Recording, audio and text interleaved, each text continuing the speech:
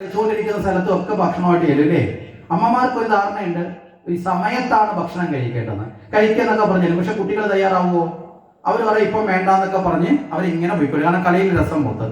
ഇങ്ങനെ കൃഷ്ണനോടൊപ്പം എപ്പോഴും യശോദ ഭക്ഷണവുമായി ചെല്ലുമ്പോഴൊക്കെ കൃഷ്ണൻ കളിച്ചോണ്ടിരിക്കാൻ പറയും, വേണ്ടമ്മേ, വിശപ്പില്ലമ്മേ, ഇപ്പം വേണ്ടമ്മേ, വേണ്ടമ്മേ, വേണ്ടമ്മേ എന്നൊക്കെ പറഞ്ഞ് ഇങ്ങനെ പോകും.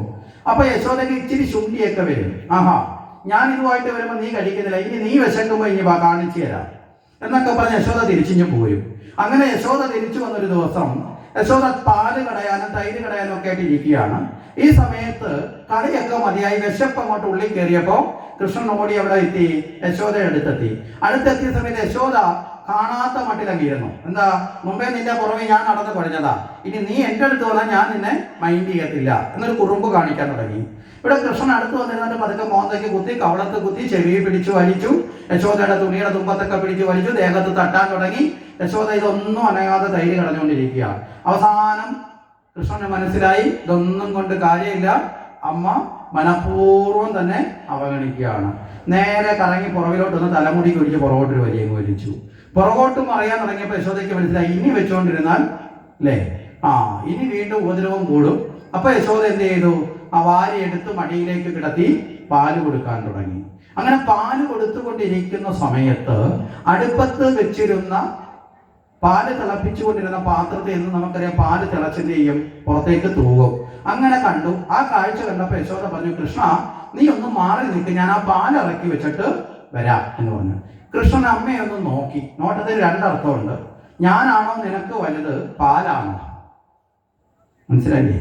അതായത് സാക്ഷാൽ സർവ്വതിനും ആധാരനായിരിക്കുന്ന ഈശ്വരനാണോ അതോ കേവല സമ്പത്തിന്റെ പ്രതീകമായ പാലാണോ? ആ അർത്ഥത്തിൽ നമ്മളിവിടെ എടുക്കാം. പാലെന്താ? യശോദയുടെ ഉപജീവന മാർഗമാണ് അല്ലേ? പാല് കാച്ചി തൈരാക്കി. അപ്പൊ സമ്പത്തിന്റെ ഘടകമാണ്. അപ്പൊ ആ സമ്പത്താണോ നിനക്ക് വലുത് അതോ സർവ്വസമ്പത്തിനും അധിപനായിരിക്കുന്ന എന്നെ നീ അറിയുന്നില്ലേ യശോദേ, നിനക്ക് എന്നെ വേണ്ടേ, പാല് മതിയോ എന്നാണ് ഒരു തത്വം. മനസ്സിലായില്ലേ? അപ്പൊ ആ നിലയിൽ യശോദയെ നോക്കി. യശോദ എന്ത് ചെയ്തു? ഇതൊന്നും ശ്രദ്ധിക്കാതെ സാധാരണ മനോഭാവത്തിലാണ് യശോദ മുന്നോട്ട് വന്നത്. ഇടയ്ക്കിടയ്ക്ക് ഇന്നലെ നമ്മൾ പറഞ്ഞല്ലോ, ഉയരും താരും. ഇതാണ് യശോദയുടെ ഒരു തലം എന്ന് പറഞ്ഞത്. യശോദ കൃഷ്ണനെ ബലമായി പിടിച്ചു മാറ്റി നിർത്തിയിട്ട് എവിടേക്ക് പോയി? പാലിറക്കി വെക്കാൻ പോയി. പാലൊക്കെ ഇറക്കി വെച്ചപ്പോഴാണ് യശോദ ഓർത്തത്, അയ്യോ പാല് കുടിച്ചുകൊണ്ടിരുന്ന കുഞ്ഞിനെ മാറ്റി നിർത്തിയല്ലോ, അവനിപ്പോ പിണങ്ങിയൊക്കെ നിൽക്കി, ഇനി അവന്റെ പിണക്കം മാറ്റണമെങ്കിൽ എന്ത് ചെയ്യണം? വേഗത്തിൽ ഓടി യശോദ എവിടേക്ക് വന്നു? കൃഷ്ണനെ കാണാൻ അടുത്തേക്ക് വന്നു. വന്നപ്പോ യശോദ വിചാരിച്ചത് പിണങ്ങി നിൽക്കുന്ന കൃഷ്ണനെയാണ് യശോദ ഉദ്ദേശിച്ചത്. പക്ഷെ വന്നപ്പോ യശോദ ഞെട്ടിപ്പോയി. പിണങ്ങി നിൽക്കുന്നതല്ല, പകരം ചിരിച്ചുകൊണ്ട് യുദ്ധം ജയിച്ച് നിൽക്കുന്നത് പോലെ കയ്യിലൊരു വടിയൊക്കെ പിടിച്ചുകൊണ്ട് രാജാവിനെ പോലെ ഇങ്ങനെ നിൽക്കുക. യശോദയ്ക്ക് മനസ്സിലായി എന്തോ കുഴപ്പമുണ്ട്. പ്രതീക്ഷിച്ച ഭാവമല്ലല്ലോ കണ്ടത്. യശോദ അടുത്തേക്ക് വരുന്ന സമയത്ത് കണ്ട കാഴ്ച, ആ കയ്യിലിരുന്ന വടി എന്ന് പറയുന്ന ഈ പശുവിനെ മേയ്ക്കാൻ കൊണ്ടുവന്ന വടി, എല്ലാ വീട്ടിലും ഇതുണ്ടാവും. ഈ വടി കൊണ്ട് അവിടെ ഇരുന്ന പാല് കലവും തൈര് കലവും വെണ്ണക്കലവും എല്ലാം അടിച്ചു പൊട്ടിച്ച് തരികട തരിപ്പണമാക്കി പൂക്കളം ഇട്ടേക്ക് കണക്ക് ചിതറി തെറിപ്പിച്ച് ഒരു പ്രളയം ഇല്ലേ, ഡാം തുറന്ന് പണ്ട് വിട്ടത് കണക്ക് പാലിന്റെ ഡാമും തൈരിന്റെ ഡാമും വെണ്ണയുടെ ഡാമും ഒക്കെ തുറന്ന് മുറിക്കകം മുഴുവൻ ഇതിങ്ങനെ പരന്നൊഴുകുകയാണ്. ഇവിടെയാണ് ആര് നിൽക്കുന്നത്? കൃഷ്ണൻ യുദ്ധം ജയിച്ച്. കണ്ടില്ലേ യശോദേ, നീ എന്നെ വേണ്ടാന്ന് പറഞ്ഞ് സമ്പത്തിന്റെ പുറകിൽ പോയി, എന്നാ നിന്റെ സമ്പത്ത് മുഴുവൻ ഞാൻ എന്ത് ചെയ്യാൻ പോവാ? നശിപ്പിക്കാൻ പോവാ. സമ്പത്ത് നശിക്കുമ്പോഴെങ്കിലും നീ അതിന്റെ പുറകിലുള്ള നിന്റെ ആർത്തി ഒന്ന് തീരട്ടെ, എന്നിട്ട് നീ യഥാർത്ഥത്തിലുള്ള എന്നെ ഒന്ന് അറിയട്ടെ എന്ന ഭാവം. യശോദയുടെ മുഖം അങ്ങോട്ട് കാർമേഘം കൊള്ളാൻ തുടങ്ങി. മുഖഭാവം അങ്ങോട്ട് മാറിയപ്പോൾ കൃഷ്ണന് മനസ്സിലായി ഇനി ഇവിടെ നിന്നാൽ റെഡ് സിഗ്നൽ വീണോ, എന്ത് ചെയ്യണം? രക്ഷപ്പെട്ടേ പറ്റൂ. കൃഷ്ണൻ വെളിയിലേക്ക് ഇറങ്ങി ഓടാൻ തുടങ്ങി. യശോദ പറഞ്ഞു, അങ്ങനെ നീ ഓടുന്നുണ്ടെങ്കിൽ എനിക്കൊന്ന് കാണട്ടെ, നിന്നെ ഞാൻ ഇപ്പൊ പിടിക്കൂ എന്ന് പറഞ്ഞ് ആരോടി? യശോദ പുറകിൽ ഓടാൻ തുടങ്ങി. യശോദ പുറകിൽ ഇങ്ങനെ ഓടുവാണ്. കൃഷ്ണൻ പിടിക്കുമെന്ന ഘട്ടം വരുന്നതൊന്ന് നിന്നു കൊടുക്കും, പിടിക്കാനായിട്ട് ആയുമ്പോൾ വീണ്ടും ഓടും. അങ്ങനെ ഓട്ടം. ഇത് കാണാൻ വേണ്ടി ദേവന്മാര് പോലും വന്നു. കാരണം സർവർക്കും, യോഗ്യമാര് പോലും അനേക വർഷം തപസ് ചെയ്താൽ പോലും ഒന്ന് പിടിക്കാൻ പറ്റാത്ത, ഒന്ന് തൊടാൻ പറ്റാത്ത, ഒന്ന് കാണാൻ കിട്ടാത്ത പരമാത്മ സ്വരൂപനായ സാക്ഷാൽ ആനന്ദ ചിന്മയനായ ഭഗവാനെ പിടിക്കാനല്ലേ ജീവാത്മാവായ ആരോടുന്നത്? യശോദ ഓടുന്ന. ഈ കാഴ്ച കാണാൻ എല്ലാവരും വന്ന് ആകാശത്തിൽ നിന്നോ. യശോദ ഇങ്ങനെ പോവുകയാണ്, നിന്നെ ഞാൻ പിടിക്കും, എന്റെ കയ്യിൽ കിട്ടട്ടെ. കൃഷ്ണൻ അപ്പൊ തിരിച്ചു കാണിക്കും, ഇപ്പൊ കിട്ടുന്ന നോക്കിക്കോ. വീണ്ടും അടുത്തോട്ടേലും വീണ്ടും ഓടും. അവസാനമായപ്പോ യശോദ മറിഞ്ഞ് ഭൂമിയിൽ വീഴുന്ന അവസ്ഥയായി. തളർന്നു. എവിടെങ്കിലും ഒന്ന് പിടിച്ചു നിന്നില്ലെങ്കിൽ വീഴും. അമ്മയുടെ അവസ്ഥ കണ്ടപ്പോ അമ്മ പിന്നെയോ നിന്നെ ഞാൻ പിടിക്കും എന്നുള്ളതൊക്കെ കളഞ്ഞു. അമ്മ കൃഷ്ണ കൃഷ്ണ കൃഷ്ണ എന്ന് മാത്രം വിളിക്കാൻ തുടങ്ങി. അവസാനമായപ്പോ ആ സമയത്ത് കൃഷ്ണൻ നിന്നു കൊടുത്തു. എന്താ കാരണം? നിന്നെ ഞാൻ പിടിക്കും. ദ്വൈതമാണോ അദ്വൈതമാണോ? ദ്വൈതം. മനസ്സിലായില്ലേ? അപ്പൊ എന്താ? നീയും ഞാനും ഉണ്ട്. ഇവിടെ നമ്മൾ ഹരിനാമകീർത്തനത്തിൽ ഒരു വരി ഓർക്കുന്നതാ. ഒന്നായ നിന്നെ ഇഹ രണ്ടെന്ന് കണ്ടളവിലുണ്ടായൊരിണ്ടൽ വ്യഥ മിണ്ടാവതല്ല മമ. അല്ലേ? ഒന്നായ നിന്നെ ഞാൻ രണ്ടെന്ന് കണ്ടു ഭഗവാനെ, എൻ്റെ അജ്ഞാനം നിമിത്തം അതുകൊണ്ടുണ്ടായ ദുഃഖം. അത് ഞാൻ ആരോടും പറഞ്ഞിട്ട് കാര്യമില്ല. എന്താ കാരണം? ഞാൻ തന്നെ വരുത്തി വെച്ചതാ. കണ്ടതാരാ? രണ്ടെന്ന് കണ്ടത് ഞാനാ. ആ ദുഃഖത്തെ കളയണമെങ്കിൽ ആര് തന്നെ വിചാരിക്കണം? ഞാൻ തന്നെ വിചാരിക്കണം. യശോദയുടെ ദ്വൈതം. ഭഗവാൻ പറയാണ്, ദ്വൈതത്തിൽ എന്നെ കിട്ടില്ല യശോദയെ. അതാണ് ഓടിക്കൊണ്ടിരിക്കുന്നത്. ദ്വൈതം മാറി കൃഷ്ണ കൃഷ്ണ കൃഷ്ണ എന്ന് വന്നു. മനസ്സിലല്ലേ? അദ്വൈതത്തിൽ വന്നു, ഭഗവാനെ പിടിച്ചു. പിടി കിട്ടിയെന്ന യശോദയ്ക്ക് അടിക്കാനുള്ള ആരോഗ്യമൊന്നുമില്ല. നിലത്ത് വീഴാതിരിക്കാൻ യശോദ പിടിച്ചിരിക്കുന്ന തൂണിനെ പോലെയായി കൃഷ്ണൻ. നമ്മളിൽ ഓടിക്കളഞ്ഞ പേര് തൂണി പിടിച്ച് ഇക്കൊക്കെ കിതച്ച് യശോദ തേണക്കായി. ഈ കിതപ്പൊക്കെ ഒന്ന് മാറി ഒന്ന് ശ്വാസമൊക്കെ നേരെ വീണപ്പോൾ യശോദ പറഞ്ഞു, നീ എന്നെ ഓട്ടിച്ചില്ലേ? വീണ്ടും ദ്വൈതം വന്നു. മനസ്സിലാവുന്നുണ്ടോ? ഇനി നീ ഓടുന്നതൊന്ന് കാണട്ടെ. കൃഷ്ണൻ ചിരിക്കാൻ തുടങ്ങി. ഇനി നീ ഓടുന്നതുകൊണ്ട് അവിടെ നീയും ഞാനും വീണ്ടും തിരിച്ചു വന്നു. ഇപ്പൊ രണ്ട് കുറ്റം ഒരുമിച്ച് വന്നാൽ, ഒരു കുറ്റത്തിനാണല്ലോ ഓട്ടിച്ചത് അല്ലേ? കലമൊക്കെ അടിച്ചു ഓട്ടിച്ചത്. അപ്പൊ ആ ഒരു കുറ്റത്തിന് ഓട്ടിച്ചു. രണ്ടാമത്തെ കുറ്റം ഓട്ടിച്ചു എന്നുള്ള കുറ്റമാണ് അല്ലേ? ഒന്നും കലം പൊട്ടിച്ചതും രണ്ട് ഓട്ടിച്ചു. രണ്ട് കുറ്റം വന്നാൽ നമ്മൾ ആദ്യത്തെ ഏത് കുറ്റത്തെ പരിഗണിക്കും? ആദ്യത്തേതാണോ രണ്ടാമത്തെയാണോ ആദ്യം പരിഗണിക്കുന്നത്? എപ്പോഴും ചേർന്ന് നിൽക്കുന്ന കുറ്റമാണ്. മനസ്സിലായില്ലേ? നീ എന്നെ ഓട്ടിച്ചു, അതാണ് ഇപ്പോഴത്തെ കുറ്റം. കലം പൊട്ടിച്ചെന്നുള്ള യശോദയ്ക്ക് രണ്ടാം സ്ഥാനത്തേക്ക് വന്നു. അപ്പൊ ഓട്ടിച്ചതാണ് കലത്തേക്കാളും പ്രധാനം. മനസ്സിലായില്ലേ? കാര്യം കലം പൊട്ടിച്ചപ്പോൾ മനസ്സിന് വിഷമം ഉണ്ടാവോ? ഇപ്പൊ ശരീരത്തിനും മനസ്സിനും വിഷമായി ഓടിയപ്പോൾ അല്ലേ? ഓടി തളർന്നു നിൽക്കുക. ഇനി നീ ഓടുന്നതൊന്ന് കാണണ്ടേ? ഒരു കയറെടുത്ത് ഇലയിൽ കെട്ടാനായിട്ട് വരുന്നു. നല്ല നീളമുള്ള കയറ് കെട്ടാൻ വരുമ്പോൾ 2 അങ്കുലത്തിന്റെ ഗ്യാപ്പിൽ കയറ് എത്തുന്നില്ല. പലതവണ ശ്രമിച്ചു, പറ്റുന്നില്ല. യശോദ ആലോചിച്ച് എന്താ ഇത്? യശോദ വേറൊരു കയറെടുത്ത് കൂട്ടിക്കെട്ടി കൊണ്ടുവരുമ്പോഴും വീണ്ടും 2 പേരുടെ തുമ്പ് ഇങ്ങനെ അകന്നിരിക്കും. അവസാനം യശോദയ്ക്ക് നിന്നെ ഞാൻ കെട്ടിയിടും എന്നുള്ളത് എന്ത് ആശ്ചര്യമാണ് ഈ കാണുന്നത്. യശോദ വീണ്ടും കൃഷ്ണ വീണ്ടും ആ ഒന്നെന്ന ഭാവത്തിലേക്ക് യശോദ വന്നപ്പോൾ ഭഗവാൻ ഒരു ചെറു പുഞ്ചിരിയോടുകൂടി യശോദയ്ക്ക് അനുവാദം കൊടുത്തു. യശോദ കെട്ടി, കയറ് വെച്ച് കെട്ടി. അപ്പോൾ ആ ദ്വൈതത്തിൽ വന്നു വീണ്ടും. അവിടെയാണ് അദ്വൈതാദ്വൈതങ്ങളെ നമ്മളെ പഠിപ്പിക്കുന്നത്. കെട്ടിക്കഴിഞ്ഞപ്പോൾ കയറിന്റെ മറ്റേ തുമ്പുണ്ടല്ലോ, ഇലയിൽ കെട്ടിയത് കൊണ്ട് മാത്രം ഓടാതിരിക്കുമോ? കയറ് കെട്ടിയത് എന്തിനാ? ഓടാതിരിക്കാനാ. നീ ഓടുന്നതൊന്നും കാണട്ടെ എന്ന് പറഞ്ഞിട്ടാ. ഓടാതിരിക്കണമെങ്കിൽ എന്ത് വേണം? മറുഭാഗം എവിടെയെങ്കിലും ബന്ധിക്കണം അല്ലേ? നോക്കിയപ്പോഴാണ് യശോദ നോക്കിയാൽ അവിടെ ഒരു ഒരലിരിപ്പുണ്ട്. ഒരലെന്ന് പറഞ്ഞാൽ അറിയാമല്ലോ നമുക്കില്ലേ? ഒരു 15 വർഷത്തോടെ കഴിഞ്ഞാൽ 20 വർഷത്തോടെ കഴിഞ്ഞാൽ സപ്താഹം നടത്താൻ പോകുമ്പോൾ ഒരലിന്റെ പടവും കൂടെ കൊണ്ടുപോകേണ്ടി വരും. കാര്യം എന്താ? ഒരലെന്ന് പറഞ്ഞാൽ കണ്ണു വീഴ്ചിങ്ങനെ നോക്കും. കാര്യം ഇപ്പം മിക്സിയുടെയും മാക്സിയുടെയും ഒക്കെ കാലത്തല്ലേ നമ്മൾ ജീവിക്കുന്നത്. ഒരലിന്റെ കാലമൊക്കെ പോയി. അപ്പൊ ഒരലെന്ന് പറയുന്ന ഒരു പ്രത്യേകതയുണ്ട്. മുകളിൽ നല്ല റൗണ്ടായിരിക്കും, താഴെ നല്ല റൗണ്ടായിരിക്കും. ഇടഭാഗം എന്ത് ചെയ്യും? ഒന്ന് കുഴിഞ്ഞകത്തോട്ടിരിക്കും ഇല്ലേ? ഒരു പ്രത്യേകതയുണ്ട്. ഈ ഒരലിന്റെ നടുക്ക് നോക്കി ഒരു കെട്ട് ഊരാക്കുടുക്ക. കാരണം എന്താ? ഈ കെട്ട് മുകളിലോട്ട് വരത്തില്ല, താഴോട്ട് വരത്തില്ല. മനസ്സിലായില്ലേ? സൂപ്പർ സാധനമാണ്. കെട്ടിയിടാൻ പറ്റുന്ന ഏറ്റവും നല്ല സാധനത്തിലാണ് ആരെ കെട്ടിയത്? ഭഗവാനെ യശോദ കെട്ടിയത്. ജീവിതത്തില് എല്ലാവരുടെ കുടുക്കും അഴിച്ചു കൊടുക്കുന്ന ഭഗവാൻ യശോദ ഊരാക്കുടുക്കിലിട്ടു. മനസ്സിലാവുന്നുണ്ടോ? ഈ കെട്ട് മുറിയി കഴിഞ്ഞാൽ ഒരേ കെട്ട് മുറിയാൽ ഒരു കമ്പിലാത്താണെങ്കിൽ മേപ്പോട്ട് ഊരിപ്പോ താപ്പോട്ട് ഊരാം. പക്ഷെ ഇത് സംഭവം ചെയ്യും, മുകളും താഴെയും വലിപ്പം ഉള്ളത് കൊണ്ട് ഇത് അകത്ത് കൂടുതൽ മുറുകത്തേ ഉള്ളൂ. വലിക്കുന്നതോറും ഇത് മുറുകും. യശോദ കെട്ടിയിട്ട് കഴിഞ്ഞപ്പോൾ യശോദയ്ക്ക് ഒരു സന്തോഷമായി. നിന്നെ കെട്ടിയിട്ടല്ലോ, നീ ഇനി ഓടുന്ന കാണട്ടെ എന്ന് പറഞ്ഞ് യശോദ നേരെ എവിടേക്ക് പോയി? തന്റെ ജോലി ചെയ്യാൻ വേണ്ടി അകത്തേക്ക് പോയി. അവിടെ കിടക്ക് എന്ന് പറഞ്ഞു. ഭഗവാൻ യശോദ പോയപ്പോൾ ഒന്ന് തിരിഞ്ഞു നോക്കിയപ്പോൾ ഒരു ഒരലിരിക്കുന്നു. ഭഗവാൻ ചോദിച്ചു, നീ എന്തിനാടാ ഇവിടെ വന്നിരുന്നത്? ഞാൻ കുരുത്തക്കേട് കാണിച്ചതുകൊണ്ട് എന്നെ കെട്ടിയിട്ടു. ഞാൻ അമ്മയോട്, നീ ആരെ ഓട്ടിച്ചിട്ടാ നിന്നെയും കെട്ടിയിട്ട്? രണ്ടുപേർക്ക് തുല്യ ദുഃഖമാണല്ലോ അല്ലേ? ഭഗവാന്റെ അരയിൽ കയറുണ്ട്, ഒരലിന്റെ അരയിൽ കയറുണ്ട്. ഭഗവാൻ പറയാണ്, ഞാൻ കുരുത്തക്കേട് കാണിച്ചത് കൊണ്ടും ഞാൻ അമ്മയെ ഓട്ടിച്ചത് കൊണ്ടും പാലുകലം തല്ലി പൊട്ടിച്ചത് കൊണ്ടും എന്നെ കെട്ടിയിട്ടെന്ന് പറയാം. നീ എന്ത് തെറ്റ് ചെയ്തിട്ടാടാ നിന്നെ കെട്ടിയിട്ടേക്കുന്നത്? നീയും കെട്ടിപ്പെട്ടല്ലോ, നീ എന്തിനാ ഇവിടെ ഇരുന്നത് എന്ന് ചോദിച്ചിട്ട് കാല് പൊക്കി ഒരു ചവിട്ടം കൊടുത്തു. ഒരൊരു മറിഞ്ഞങ്ങോട്ട് വീണപ്പോഴാണ് നല്ല രസം തോന്നി. എന്താ? 2 വീലുള്ളൊരു വണ്ടി കിട്ടി. 2 വീലുണ്ട്, 2 റൗണ്ട്, 2 വീലുള്ള വണ്ടി കിട്ടി. അന്ന് ഭഗവാൻ വിചാരിച്ച് ഇനി വണ്ടി കളിച്ചിട്ടേ ഉള്ളൂ കാര്യം. മനസ്സിലായില്ലേ? ഈ ഒരല് വലിച്ചുകൊണ്ട് അങ്ങോട്ട് പോകാൻ തുടങ്ങി. വളരെ രസമുണ്ട്. ഒരല് ഭഗവാൻ പിടിക്കുന്നിടത്തേക്ക് തന്നെ എന്ത് ചെയ്യും? ഉരുണ്ട് കൂടെ ചെല്ലാൻ തുടങ്ങി. അപ്പോൾ നല്ലൊരു വണ്ടികളിലേക്ക് ഏർപ്പെട്ടു. അങ്ങനെ ആ ആനന്ദത്തിലേക്ക് പോകുമ്പോൾ നാളെ ഇതുവരെ തോന്നാത്ത ഒരു ചിന്ത വന്നു. എന്താ? വീടിന്റെ മുറ്റത്ത് 2 മരങ്ങൾ ചേർന്ന് ഇപ്പോണ്ട്. വളരെ ചെറിയ വിടവേ ഉള്ളൂ. 2 നീറുമരുന്ന് മരം. ഇന്നത്തെ ദിവസം തോന്നി ഇതിന്റെ ഇടയിൽ കൂടെ കയറിപ്പോയാൽ എന്താണ്? ബാക്കിയുള്ള നല്ല സമയത്ത് പോലും ഇടയിൽ കയറാത്ത മനുഷ്യനാ ഇന്നത്തെ ദിവസം അതിന്റെ ഇടയിൽ കൂടെ കയറാൻ തുടങ്ങി. ആ ഇടയിൽ കൂടെ കയറി ആളങ്ങ് അപ്പുറത്ത് ചെന്നു കയറടയ്ക്കുമായി ഒരല് വന്ന് തടഞ്ഞു നിൽക്കുകയും ചെയ്തു. മുന്നോട്ട് പോകാൻ പറ്റുമോ?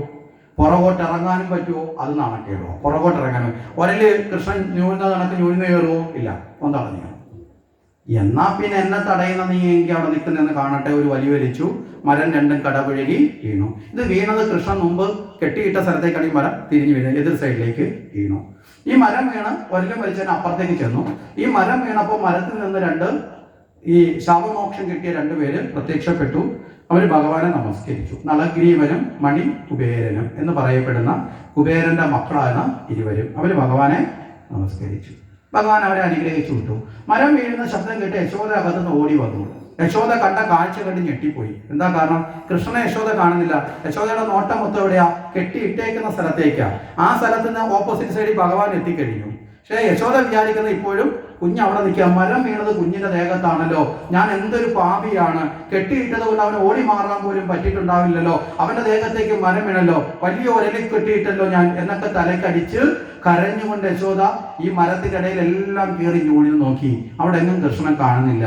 യശോദ ഇത് എവിടെ പോയി എന്ന് ചിന്തിക്കുമ്പോൾ പുറകിൽ ഒരു ചിരി കേട്ട് നോക്കുമ്പോൾ ഒരലൊക്കെ വലിച്ചോണ്ടിട്ട ഒരല് വണ്ടി കളിച്ച് കൊഴിഞ്ഞ് ഒരലിന്റെ മേളിൽ കയറി ഇരിപ്പുണ്ട്. ആര്? ഭഗവാൻ. യശോദ നേരെ ചെന്നു. യശോദയ്ക്ക് അപ്പൊ ആ ഭഗവാനോട് എന്താ സ്നേഹം കൂടി. കാരണം എങ്ങനെയോ എൻ്റെ മോൻ രക്ഷപ്പെട്ടു ഇല്ലേ? ആരാണ് ഇവനെ ഇവിടം വരുത്തി? ഈ ഒരല് വലിച്ചോണ്ടൊന്നും യശോദയ്ക്ക് സങ്കല്പിക്കാൻ പറ്റുന്നില്ല. യശോദ നേരെ ചെന്ന് എന്ത് ചെയ്ത്? കെട്ടൊക്കെ അഴിച്ചു വിട്ട് താൻ ചെയ്തല്ലോ, ഇങ്ങനെ കെട്ടിയിട്ടല്ലോ, ഇങ്ങനെ വേദനിപ്പിച്ചല്ലോ എന്നൊക്കെ പറഞ്ഞ് കൃഷ്ണ ഇനി ഒരിക്കലും നിന്നെ ഞാൻ കെട്ടിയിടത്തില്ല എന്നൊക്കെ പറഞ്ഞ് ആ ഭഗവാനെ എടുത്ത് തടവി ഉമ്മയൊക്കെ കൊടുത്ത് ഭഗവാൻ ഒക്കെ ആയിട്ട് നേരെ ഭഗവാനെ കൊണ്ട് എവിടേക്ക് പോയി? യശോദ വീണ്ടും വീട്ടിനകത്തേക്ക് വന്ന് പാലൊക്കെ കൊടുക്കാൻ തുടങ്ങി. ഭഗവാൻ തിരിച്ചു പോകുമ്പോൾ തിരിഞ്ഞൊന്ന് നോക്കി ഒരെല്ലാം നോക്കി കണ്ണിറുക്കി കാണിച്ചു. എന്താ? എന്റെ കെട്ടഴിഞ്ഞു, നിന്റെ കെട്ടഴിഞ്ഞിട്ടില്ലടാ, നീ അവിടെ കേടാ, നീ എന്തിനാടാ വന്നിരുന്നേ? മനസ്സിലായില്ലേ? ഭഗവാൻ കെട്ടഴിച്ച് അകത്തേക്ക് എത്തുകയും ചെയ്തു. അപ്പൊ ഇതാണ് ഉലൂക ബന്ധനം എന്ന് പറയുന്ന കഥ. ഈ കഥയുടെ തത്വം എന്താണ് എന്ന് നമുക്കൊന്ന് ചിന്തിക്കാം. നമ്മളൊക്കെ ജീവിതത്തിൽ ഭഗവാനുമായി ബന്ധിക്കപ്പെടണം. മനസ്സിലായില്ലേ? ഭഗവാന്റെ ഇച്ഛയ്ക്കൊത്ത് സഞ്ചരിക്കുന്ന ഒരല് പോലെ നമ്മൾ പോകണം. ആ സമയത്ത് തടസ്സമായി വരുന്ന 2 മരങ്ങളുണ്ടെന്ന് പറഞ്ഞില്ലേ?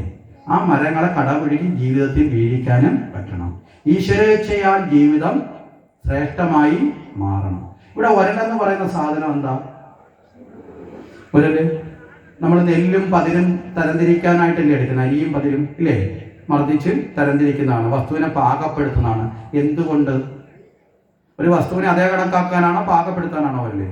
നമുക്ക് വേണ്ടത് കണക്കൊന്നെങ്കിൽ അവിലുണ്ടാക്കാൻ, അല്ലെന്നുണ്ടെങ്കിൽ നമുക്ക് ഇല്ലേ ഉമിയും അരിയും വേർതിരിക്കാൻ, അല്ലേ അരി പൊടിച്ചെടുക്കാൻ, പാകപ്പെടുത്താനാണ്. അപ്പോൾ ജീവിതത്തിൽ നമ്മളെല്ലാവരും ഒരുപാട് കർമ്മം ചെയ്യുന്നുണ്ട് ഇല്ലേ? ഉണ്ടോ ഇല്ലയോ? ഒരളി നടക്കുന്ന പോലെ കർമ്മം നടക്കുന്നുണ്ട്. ഇവിടെ ജ്ഞാനമാകുന്ന ദണ്ടുകൊണ്ട്, അറിവ് കൊണ്ട് നമ്മുടെ കർമ്മത്തെ പാകപ്പെടുത്തണം. മനസ്സിലാവുന്നുണ്ടോ?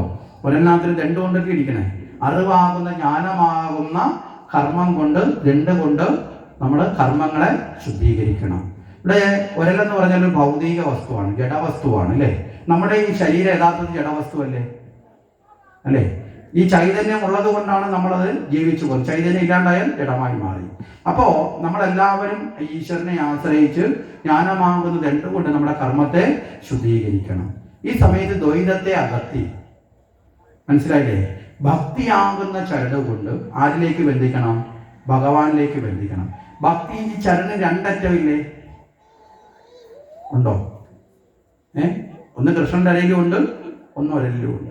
അപ്പോ ഒരലിന്റെ ഭാഗത്തെ അറ്റം എന്ന് പറയുന്നത് ഭക്തിയും മറുഭാഗത്തെ അറ്റം എന്ന് പറയുന്നത് ജ്ഞാനവുമാണ്. മനസ്സിലായില്ലേ? ഭക്തിയാകുന്ന ചരട് കൊണ്ട് നമ്മുടെ ഇന്ന് ഭക്തി തുടങ്ങണം. ഈശ്വരനിലേക്ക് എത്തുമ്പോൾ എന്തായി മാറണം?